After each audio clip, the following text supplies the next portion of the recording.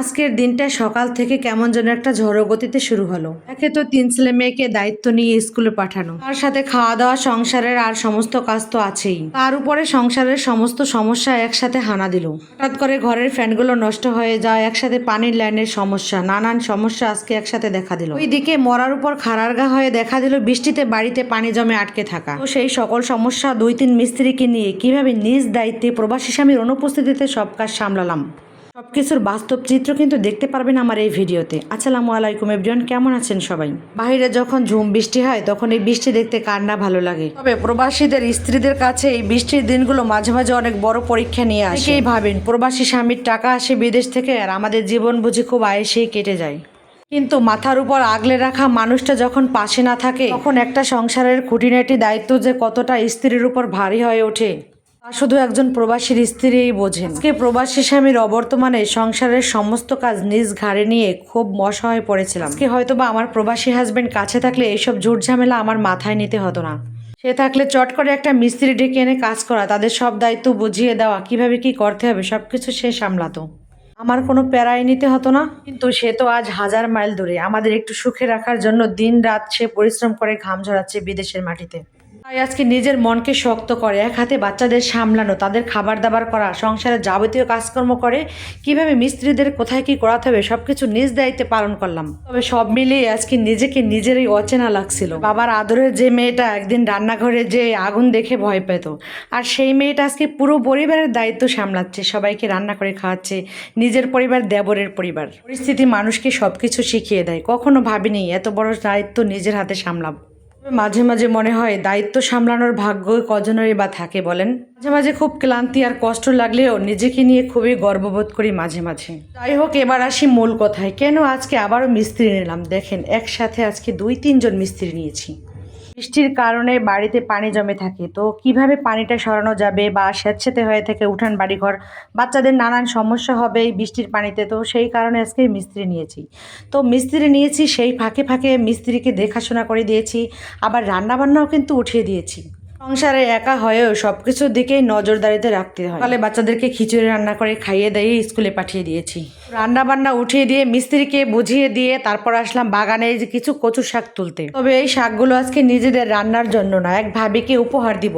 এই কচু শাকগুলো এত পরিমাণে ভালো, একটুও গাল ধরে না। তো কয়েকটা মুখী কচু এনেছিলাম বাজার থেকে, সেগুলো থেকে এই কচু শাকগুলো কিন্তু হয়েছে। যদিও বাড়ির উপরে কচু শাক লাগানো আমার হাজবেন্ড পছন্দ করে না, তারপরও কিন্তু অনেক কচু শাক ছিল, সেগুলো কেটে ফেলেছি আর কয়েকটা কচু শাক আমার জন্য রেখে দিয়েছি, কারণ শাক পাতা আমার খুবই পছন্দ। একা খেতে সবসময় সব জিনিস ভালো লাগে না, তাই তো আজকে বান্ধবীর জন্য কচু শাক নিয়ে যাচ্ছি স্পেশাল। প্রিয় কচু মানুষ কিনে খায়, আর আজকে আমার বান্ধবীকে আমি ফ্রিতেই দিয়ে দিচ্ছি। আর এইদিকে চলে না রে, চলে না, ফ্যান আমার চলে না।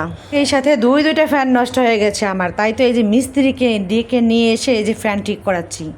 বাচ্চাদেরকে স্কুলে দিয়ে একটা সেকেন্ড বসার টাইম ছিল না আজকে আমার। ফ্যান ঠিক করতে দিয়ে অন্য মিস্ত্রি আবার ডাক দিল। তো বাড়িতে পানিতে থই থই করে যখন বৃষ্টি নামে, তো সেই বৃষ্টির পানি কিভাবে কি কোথায় দিয়ে যাবে সেইটা অন্য মিস্ত্রিকে দেখিয়ে দেওয়া। এই সাথে বাচ্চাদেরকে স্কুলে টিফিন পৌঁছানো, বাচ্চাদেরকে টাইম মতো স্কুল থেকে আনা, সব মিলিয়ে আজকে কেমন যেন পাশ ফেরার টাইম ছিল না। এই দিনে অনেক বৃষ্টির কারণে কোথা থেকে ভাড়াটিয়া ঘরে পানি ঢোকে সেইগুলো খতিয়ে দেখানো মিস্ত্রিদেরকে দাঁড়িয়ে থেকে। কিভাবে কি সেগুলো ঠিক করানো হবে সবকিছু কিন্তু নিজ দায়িত্বে ছিল। সবকিছু মিলিয়ে কিভাবে কি আজকে দিনটা পার করলাম সেটা নিজেও বলতে পারবো না। বাইরের কাজকর্ম দেখিয়ে এবার আসলাম ঘরে, যে ঘরের কাজকর্ম ঠিকঠাক ভাবে করছি কিনা। এই সাথে বাচ্চাদের একটু টুকিটাকি বায়নার বিরক্তি তো আছেই, যে এটা খাবে ওটা খাবো।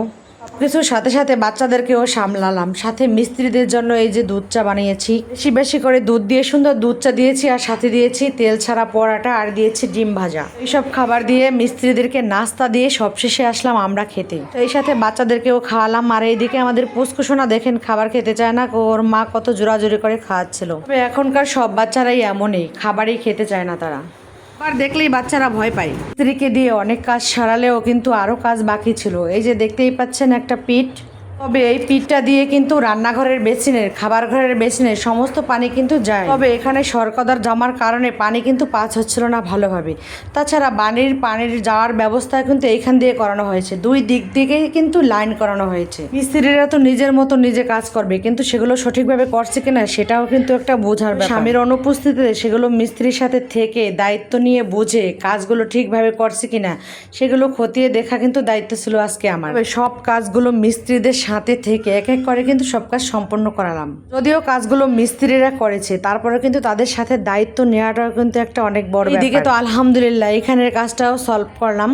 বৃষ্টির পানি নিয়ে এখন আর কোনো চিন্তা নাই, তো বৃষ্টির পানি তো দুইটা লাইন করা হয়েছে। আর এইদিকে তো ঘরের ভিতর দেখেন ইঁদুরে কিন্তু আমার এখানে গর্ত করেছে দরজার পিছনে, তো সেখানেও কিন্তু মিস্ত্রি গিয়ে দিয়ে ঠিকঠাক করালাম। সারাদিন মিস্ত্রিদের পিছে পিছে ঘুরে এই সমস্ত কাজ করিয়ে এখন যেন আমি একটু হাঁপ ছেড়ে বাঁচলাম। একই সাথে আগের নিয়মে ফ্যানগুলো আবার একই সাথে ঘুরতে দেখে সত্যি খুবই ভালো লাগছিল আমার। সংসারের সমস্ত কাজকর্ম করে এবার আসলাম একটু পরিবারকে সময় দিতে। আজকে যে সারাদিন খাটাখাটনি করলাম সংসারের পিছনে, তা কিন্তু এক নিমিষেই দূর হয়ে গেল সব ক্লান্তি, এই যে বাচ্চাদের এই খুনসুটি দেখতে দেখতে। তো দেখেন এই যে বড় ভাই কিন্তু পেয়ারা খাচ্ছিল আর ছোট ভাইকে দিচ্ছিল, আর সেগুলো কিন্তু নিয়ে নিয়ে মুখে দিচ্ছিল, কিন্তু খুবই ভালো লাগছিল দুই ভাইয়ের এই মহব্বত দেখে। তো এই দুই ভাইয়ের মহব্বতের দৃশ্যগুলো কিন্তু আমি ক্যামেরাবন্দি না করে আর পারলাম না। আপনাদের কাছে এই দুই ভাইয়ের সুন্দরতম দৃশ্য কেমন লেগেছে অবশ্যই কিন্তু কমেন্ট করে জানাবেন। আর হ্যাঁ, আর একটা জিনিস তো আপনাদেরকে দেখাতে একদমই ভুলে গিয়েছি, এই যে দেখেন ফারাজের জন্মদিনের আরও একটা কিন্তু পার্সেল এসে গেছে। এটা হচ্ছে ফারাজের একটা সুন্দর ছোট্ট জুতা। তো যাই হোক, আজকে আমার ব্যস্ততা আর একা লড়াইয়ের দিনটির ভিডিও আপনাদের কাছে কেমন লেগেছে অবশ্যই কিন্তু কমেন্ট করে জানাবেন। এই সাথে পেজটিকে একটি ফলো দিয়ে পাশে থাকবেন। আজকে এই পর্যন্ত, আল্লাহ হাফেজ সবাইকে।